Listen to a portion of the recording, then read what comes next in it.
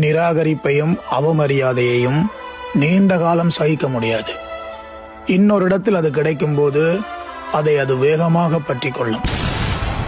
விட்டு கொடுத்தலுக்கான மரியாதை கிடைக்காத போது சரியாக இருக்க வேண்டும் என்பதற்கான அவசியம் போய்விடும். புரிந்துணர்வுகளுக்காக மற்ற உணர்வுகளை கட்டுப்படுத்தலாம். ஆனால் புரிந்து கொள்ளாத போது மற்ற உணர்வுகளின் தேடல்கள் தான் இன்னும் அதிகமாகும். வாக்குறுதிகள் மீறப்படும் போது, சத்தியங்கள் இழக்கப்படும் போது தவறுக்கும் ஒரு நியாயமான காரணம் உருவாக்கப்படும்.